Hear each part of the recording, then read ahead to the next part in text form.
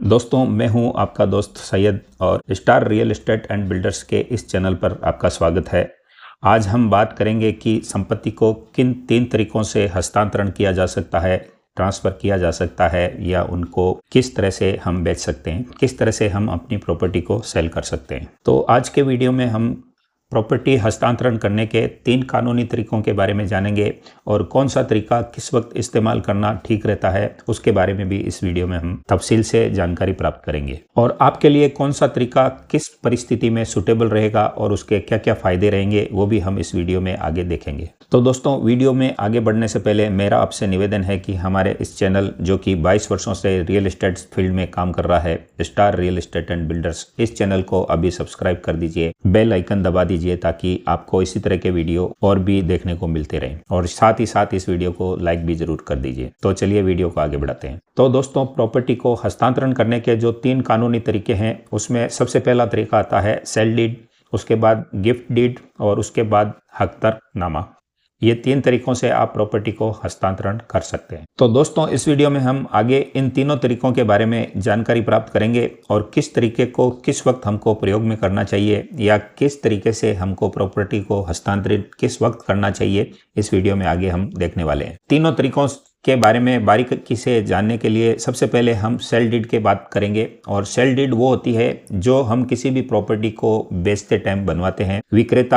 क्रेता के नाम से एक सेल डीड बनाता है जिसमें उस प्रॉपर्टी का पूरा हवाला होता है और पैसों का लेन देन भी उसमें किया जाता है। किस तरीके से कितने पैसों में उस प्रॉपर्टी को आपने हस्तांतरित किया, कितने पैसे आपने लिए, किस तरीके से लिए, आपकी प्रॉपर्टी की साइज क्या है, आपके प्रॉपर्टी के पड़ोस क्या हैं और आपने प्रॉपर्टी को किसको बेचा है, उसकी सारी डिटेल, आपकी पूरी सारी डिटेल। और इस तरह से वो एक सेल डीड या बेनामा या जिसको कि बेचान इकरारनामा या सेल डीड बोलते हैं वो बनती है। इसमें 2 गवाहों के दोस्तों साइन होते हैं, उनकी फ़ोटो लगती है, आईडी प्रूफ लगता है और प्रॉपर्टी की पूरी डिटेल के साथ किस तरह से आपने लेन देन किया है वो सब रजिस्ट्रार के पास जाकर रजिस्टर्ड होती है। और सेल डीड तभी मान्य है जब दोनों पक्षों ने सहमति से उसको विक्रय और क्रय किया हो और दोनों ने रजामंदी के साथ एक दूसरे के साथ लेन देन किया हो और 2 गवाहों की मौजूदगी में जाकर सब रजिस्ट्रार के ऑफिस में जाकर उन्होंने उस रजिस्ट्री को रजिस्टर्ड करवाया हो। तो इस तरह से किसी भी प्रॉपर्टी का हस्तांतरण आमतौर से सबसे ज़्यादा जो किया जाता है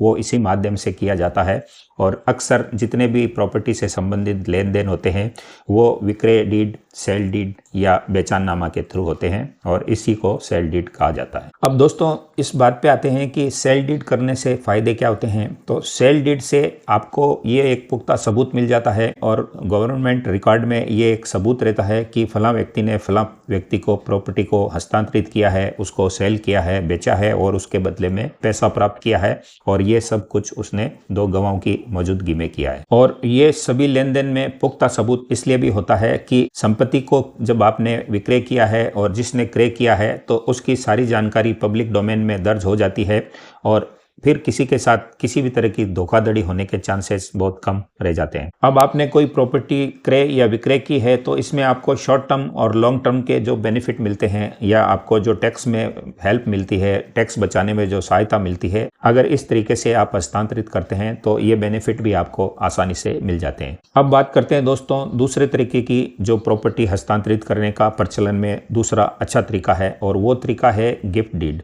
गिफ्ट डीड में आप किसी को भी बिना कुछ प्रतिफल प्राप्त किए उपहार के तौर पर, गिफ्ट के तौर पर अपनी संपत्ति को हस्तांतरित करते हैं और ये आप ब्लड रिलेशन में भी कर सकते हैं और किसी अन्य रिलेशन में भी इसको आप कर सकते हैं। इसमें भी सेल डीड की तरह स्टाम्प पेपर पे गिफ्ट डीड तैयार की जाती है, 2 गवाहों के उसमें फोटो लगते हैं, साइन होते हैं, उनकी आईडी प्रूफ लगती है और जो गिफ्ट डीड को कर रहा है उसकी पूरी डिटेल होती है, किस संपत्ति की वो गिफ्ट डीड बनवा रहा है और किसके नाम से बना रहा है उसकी पूरी डिटेल्स होती है और वो सब संपत्ति का पूरा रिकॉर्ड उसमें आने के बाद उसको सब रजिस्ट्रार में जाकर रजिस्टर्ड करवाना होता है गिफ्ट डीड और सेल डीड में इतना ही फर्क है। सेल डीड में आपने पैसों का लेन देन शो किया है और ये एक उपहार के तौर पर दी गई संपत्ति है जो कि आप हस्तांतरित कर रहे हैं, तो इसमें किसी भी तरह के पैसों के लेन देन का जिक्र नहीं होता है। दोस्तों, रजिस्ट्रेशन एक्ट 1908 सेक्शन 17 के तहत किसी भी संपत्ति का बेचान या हस्तांतरण करते हुए उसको रजिस्टर्ड करवाना अनिवार्य होता है, और अगर ये नहीं किया जाता है तो वो संपत्ति अवैध मानी जाती है या उसका बेचान इकरार भी अवैध माना जाता है। वैसे किसी भी अचल संपत्ति को, जैसे कि कार हुआ, मकान हुआ, प्रॉपर्टी हुई, उसको बिना रजिस्ट्रेशन के भी गिफ्ट किया जा सकता है,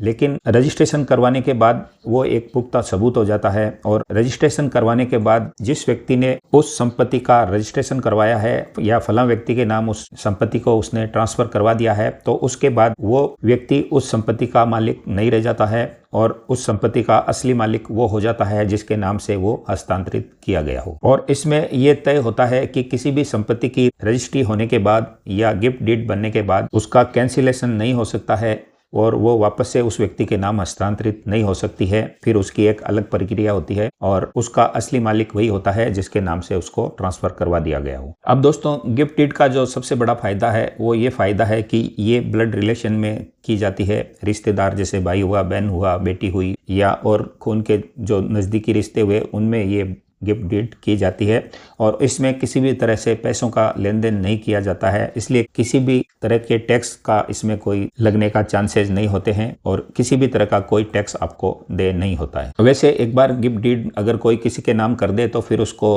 हस्तांतरित नहीं किया जा सकता, लेकिन धोखाधड़ी की कंडीशन में या किसी ने जबरन किसी से गिफ्ट डीड करवा ली है तो फिर उस कंडीशन में उसको कोर्ट में चैलेंज किया जा सकता है। हो सकता है कि फिर उसको कोर्ट के द्वारा आदेश देने के बाद कैंसिल भी करना पड़े। अब दोस्तों, जो त्यागनामा है या अपना हक त्यागने का जो डीड है वो उसके बारे में हम बात करते हैं। इसमें मान लीजिए आप किसी भी प्रॉपर्टी में सह मालिक हैं और आप अपना अधिकार छोड़ना चाहते हैं। ये उस कंडीशन में भी किया जा सकता है कि आप पैसों का लेन देन न करें और बिना उसके लेन देन किए भी जिस किसी के नाम से आप जॉइंट रजिस्ट्री धारक हैं या जॉइंट प्रॉपर्टी के मालिक हैं तो आप अपना हक त्याग कर सकते हैं, किसी दूसरे के नाम अपना हक ट्रांसफर कर सकते हैं। इसमें भी वही प्रोसेस रहता है, 2 गवाहों के साइन, उनकी आईडी और पूरी प्रॉपर्टी की डिटेल में ये त्यागनामा रजिस्टर्ड होता है और सब रजिस्ट्रार के यहाँ जाकर उसको भी रजिस्टर करवाया जाता है। लेकिन इसमें सेल डीड की तरह स्टाम्प ड्यूटी में कोई छूट नहीं मिलती और इसमें इसको रजिस्टर्ड करवाने पर आपको स्टाम्प ड्यूटी देय होती है। इसका सबसे बड़ा फायदा दोस्तों ये होता है कि किसी भी प्रॉपर्टी में 2 जैसे कि भाई मालिक हैं और उनके नाम से वो प्रॉपर्टी है, उनको जिस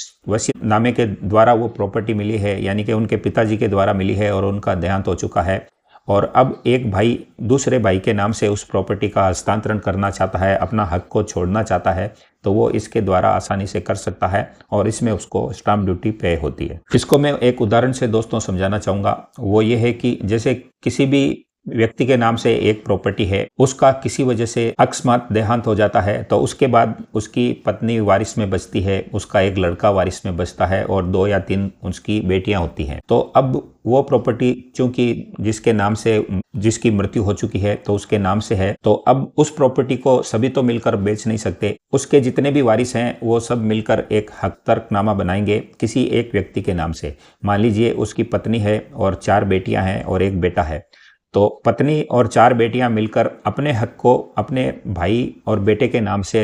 हक त्याग कर देंगे और उसके नाम से हक तर्कनामा सब रजिस्ट्रार के ऑफिस में 2 गवाहों की मौजूदगी में रजिस्टर्ड करवा देंगे। उसमें भी किसी तरह का कोई पैसों का लेन देन नहीं होगा, सिर्फ अपना हक त्याग करने का एक तरीका होगा। उसके बाद जिस व्यक्ति के नाम से उन्होंने हक त्यागा है वो व्यक्ति अपना नाम संबंधित निकाय में जाकर ट्रांसफर करवा सकता है और फिर उस प्रॉपर्टी को वो बेचने का अधिकारी हो सकता है। तो इस प्रकार से प्रॉपर्टी को हस्तांतरित करने का एक तरीका ये भी है कि आप अपना हक त्याग कर दें और किसी भी व्यक्ति के नाम से उसको ट्रांसफर करवा दें। तो दोस्तों, इस वीडियो में हमने अचल संपत्ति को ट्रांसफर करने के प्रचलित 3 तरीकों के बारे में विस्तार से जानकारी प्राप्त की। अब दोस्तों, मेरा 22 वर्षों के अनुभव के आधार पर ये वीडियो बनाया गया है और उसके उपरांत भी मेरी आपको पर्सनल सलाह ये है कि इस तरह के किसी भी डॉक्यूमेंट्स को बनवाने से पहले किसी समझदार लॉयर से, जो कि प्रॉपर्टी फील्ड का अच्छा जानकार हो, या कोई अच्छा प्रॉपर्टी डीलर हो जो कानूनी जानकार हो, उससे आप सलाह लेकर ही किसी तरह का डॉक्यूमेंट्स बनवाएं,